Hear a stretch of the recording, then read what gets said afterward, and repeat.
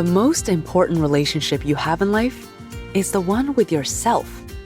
After all, would you rather be at odds with the person you're tied to for the rest of your life? Or would you rather love and cherish them?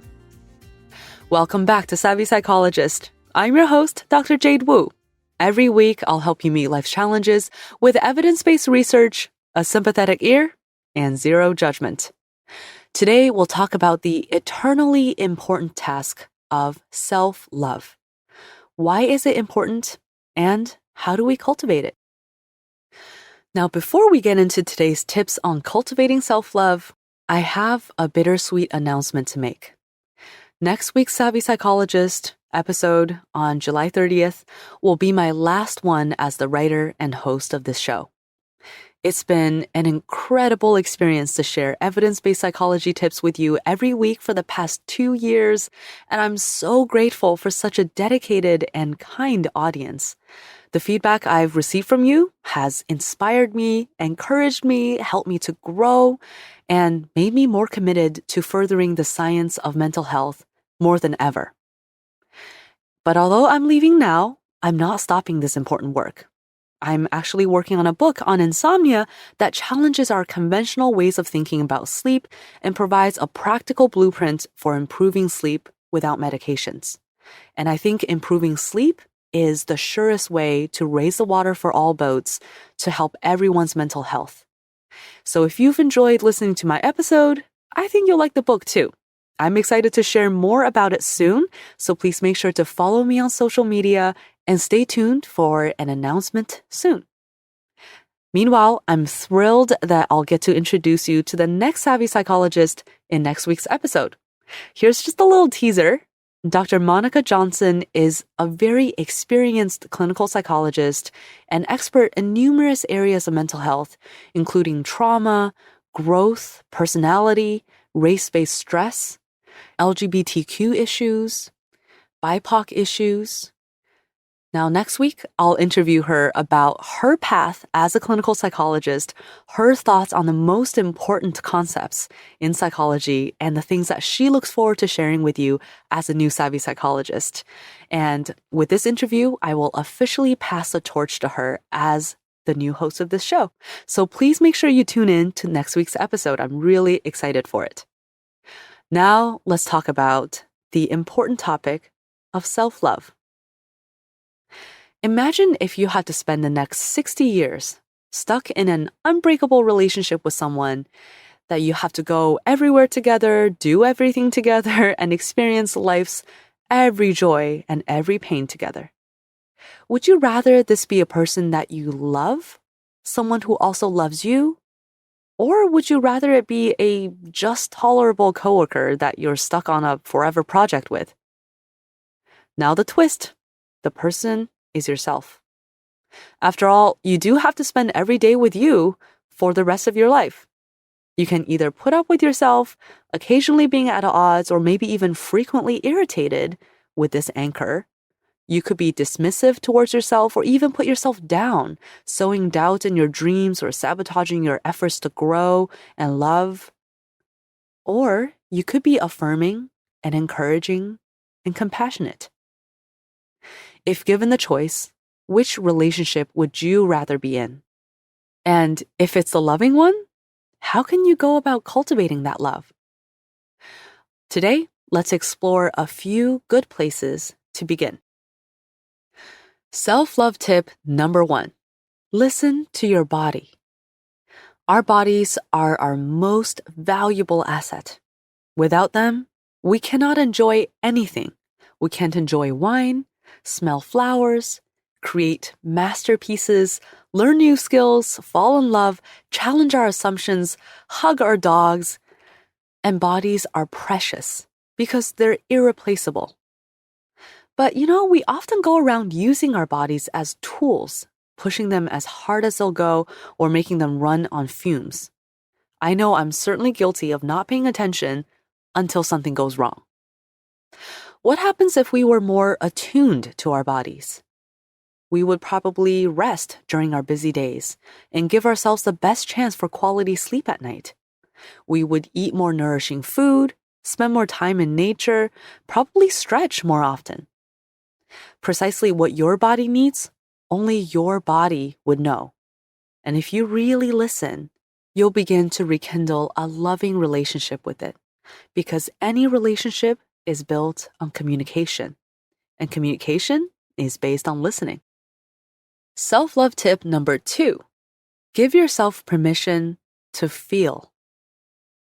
We often say things like, I know I should be grateful, but, or why am I so irrationally anxious? Or I need to just buck up and be positive. In other words, we think that our emotions are somehow wrong or bad, and we scold ourselves for having them. But emotions are never inherently good or bad.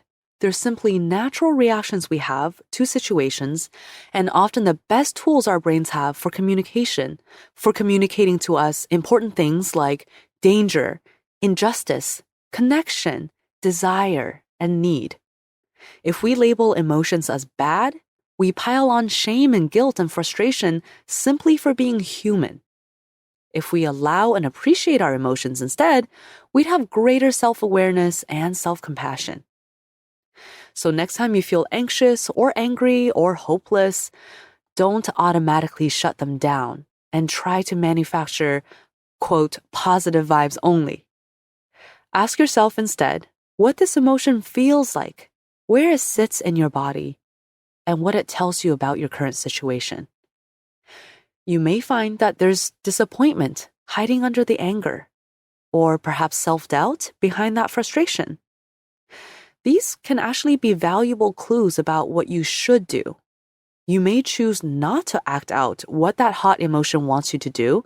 For example, you don't have to throw things just because you're angry, but at least you're on the same page with yourself instead of fighting both your own feelings and the difficult situation. Self-love tip number 3. Express yourself, gain mastery. We humans are restless, creative creatures. We simply need to express ourselves. You may not think of yourself as creative because you've never taken art lessons or been confident with a musical instrument. But not all creativity fits into the box of the traditional arts. Maybe you're the dinner party comedian who cracks people up, or you've always got the best Halloween costume. There might be an incredible brewmaster living within you if only you turn your appreciation into effort. Perhaps your dream is to hike the Appalachian Trail. One of the greatest ways you can love yourself is to give yourself the satisfaction of mastery and the freedom of expression. Dig into something you care about and give yourself the permission to fail. After all, you wouldn't refuse to give your best friend a birthday gift on the off chance that they might not like it, right? The gesture itself is what builds love. Now let's talk about self-tip number 4, which is one of my favorites. And it is to forgive yourself and to be patient. Of course, when we give ourselves a chance to flourish, we also risk failing and making mistakes. Sometimes these mistakes are grave.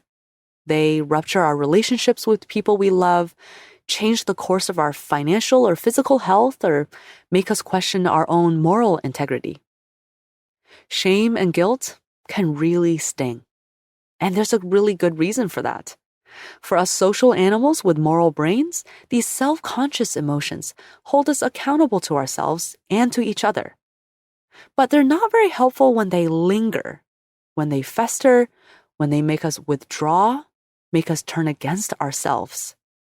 It's really hard to make true amends or grow from your mistakes when you're weighed down by the self-hatred. So how do you forgive yourself? Start by fully taking responsibility for your role in the mistake, and then also letting go of the parts that were not your responsibility. Be realistic about this. Acknowledge why you did what you did. Perhaps you acted with good intentions, but didn't do adequate research before making the risky investment. Perhaps in a moment of impulsive defensiveness, you insulted your partner without considering how much your words would hurt. Maybe you were feeling so low about yourself that you took solace in someone in a way that betrayed your partner. These are not excuses for your mistakes. They are honest acknowledgments that will help you to understand what happened so you can begin to make things right. And last but not least, be patient. Just as it takes time to forgive someone else, it takes time to forgive yourself too. But do actively show yourself compassion and take actions to make amends. Don't punish yourself, because I bet you don't need any more reminders about that weight in your stomach. And that brings me to self-love tip number 5, which is to set boundaries and be your own best advocate. Loving yourself means valuing yourself. When you value someone, you respect and advocate for them instead of taking advantage of them. Often, we're good at valuing other people, but stumble when it comes to ourselves. For example, we could be indignant on behalf of a friend who is not getting paid fairly, but make excuses to procrastinate negotiating our own salary. Maybe we'd never think to arrive unannounced at a family member's house and guilt trip them into doing us yet another inconvenient favor. But when someone else does this to us, we have a hard time saying no. What we're telling ourselves in these cases is that we're not worthwhile, that we don't think we deserve respect. Now, how can you love and treasure someone if you don't even respect them? So, set boundaries even with your closest family and friends. Stick to them kindly but firmly. Practice assertive communication skills any chance you get. Practice saying no to unreasonable requests in the mirror. Practice asking for what you need in the mirror too, whether it's a salary commensurate with your expertise or your partner's acknowledgement of a past hurt that still lingers. When it feels tough, pretend you're standing up for your best friend and give it all you've got. And last but certainly not least, this is my last tip to you as a savvy psychologist. And this is a self-love tip number 6, knowing your guiding stars. One of the greatest love gifts you can give yourself is direction, existential direction. What does that mean? Well, you know how people who know themselves are just more attractive somehow? Their passion, their confidence, and their steadfastness in the face of uncertainty make them simply charismatic. You can tell that they're at peace with themselves, no matter the flavor of their passions in life. This doesn't mean they always have the answers to everything, but they know their guiding stars, their overarching values in life.